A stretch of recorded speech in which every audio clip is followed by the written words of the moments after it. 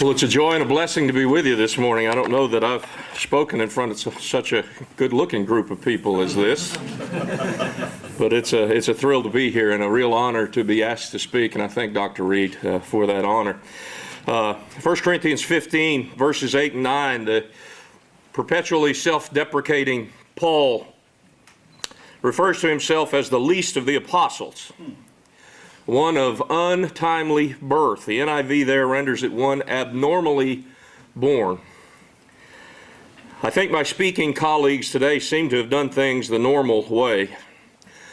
Spencer has multiple undergraduate degrees, and then she came to Austin Grad to learn how to use that education in a ministry setting.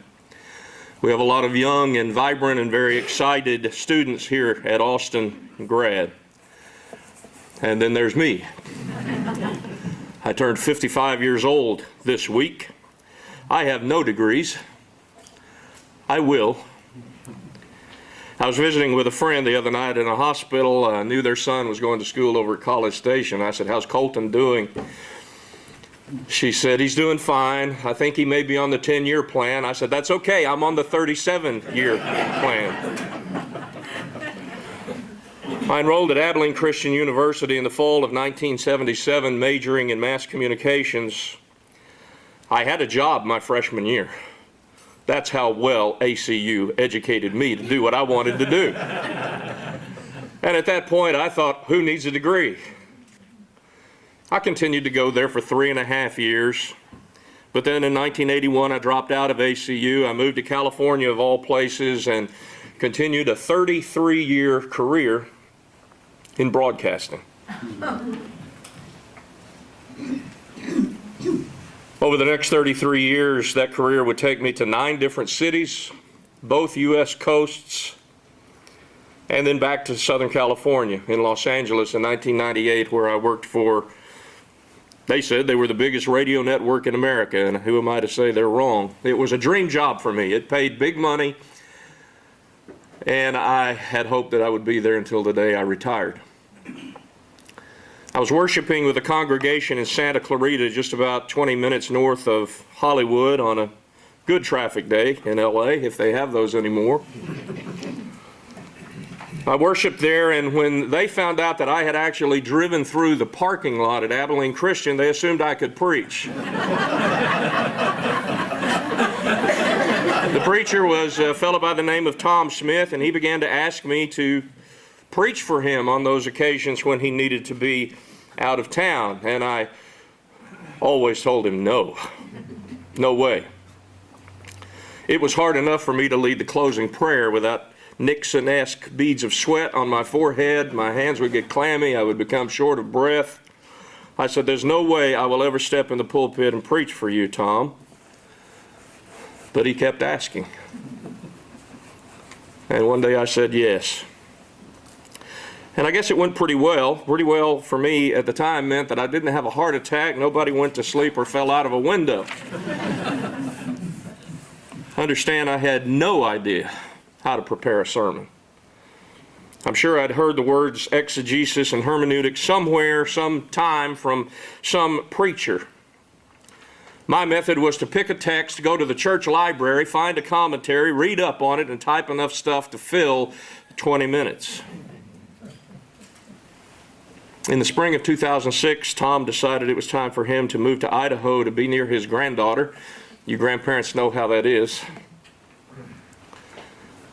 And shockingly enough, the elders came to me and asked me to be the preacher. They said, "You keep your job at the big radio network. We'll do all the pastoral duties." They were good elders. "We just want you to fill that 20 minutes on a Sunday morning." And so I did. About a year later, my wife's father in Odessa had a heart attack followed by quadruple bypass surgery. My parents living in Abilene, her parents living in Odessa, all of them at the time approaching their 80th birthdays and now have surpassed that mark.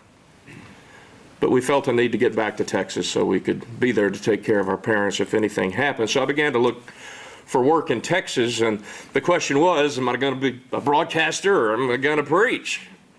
So I applied for both, figuring the Lord would sort it out.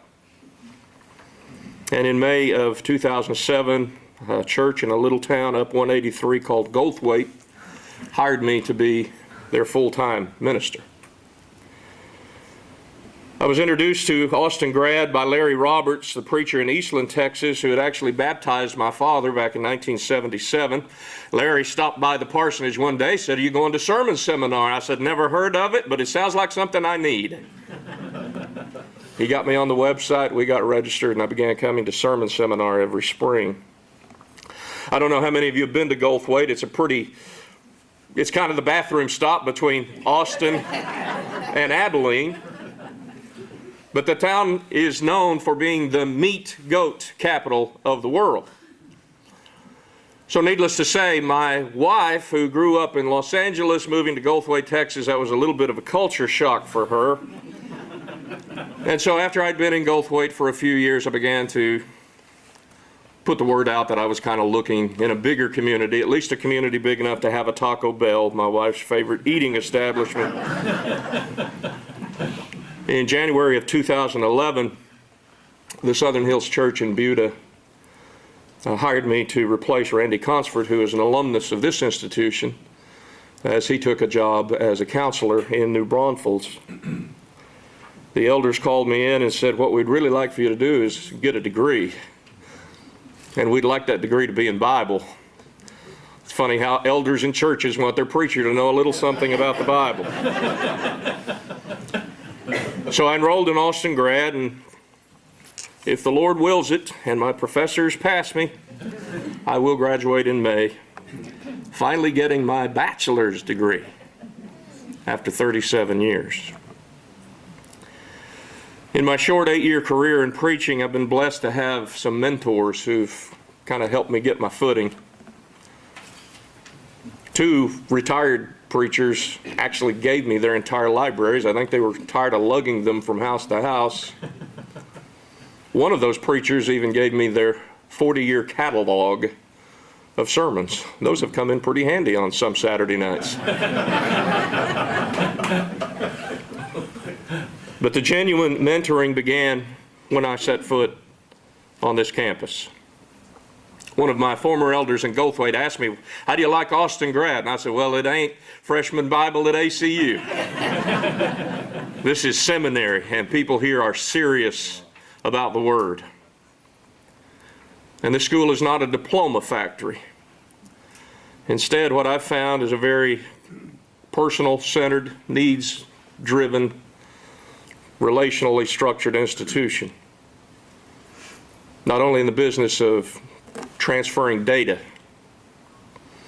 but also teaching values and lifestyles. I needed to hear Dr. Shipp say, preachers are called to a higher standard. I was asked to tell of a positive experience I've had here at Austin Grad. I think getting 3rd place in the chili cook-off a couple of years ago is the highlight. But it's all positive. Every time I punch the code in the door, today is going to be a positive experience. And it's a wonderful place to be. The professors at this school love and revere the Word in print. They love and revere the Word in flesh. And they love to teach. And I truly believe they love every student. And I absolutely believe they understand the gravity of their responsibility to educate young men and women to be ministers of God's Word. And sometimes old men and women. In his book, Princes of the Word, W. Robinson Nichols says this: "Preaching comes before everything else, and will only have its due when it deals with the profoundest mysteries of the Christian faith. A great preacher is Christ's last resource. When faith is decaying, when the church is cooling, the hope is in the sudden appearance of a great preacher. Preaching will continue in the church to the ages of ages, for Christ will not leave his people to die." In his book, The Glory of Preaching, Darrell Johnson says, something always happens. Whenever a human being, Bible in hand, speaks as faithfully as possible what the living God is saying in the text, something transformative, empowering, and life-giving happens. I have faith that those words are true.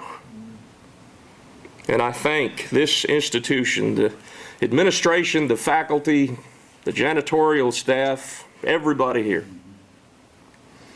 for helping me to understand and giving me the tools to understand the importance, the significance, the privilege, and the necessity of standing before a group of people and faithfully administering a word from the Almighty Creator, even as one with an abnormal and untimely birth. I pray you'll enjoy the rest of your day. God bless you.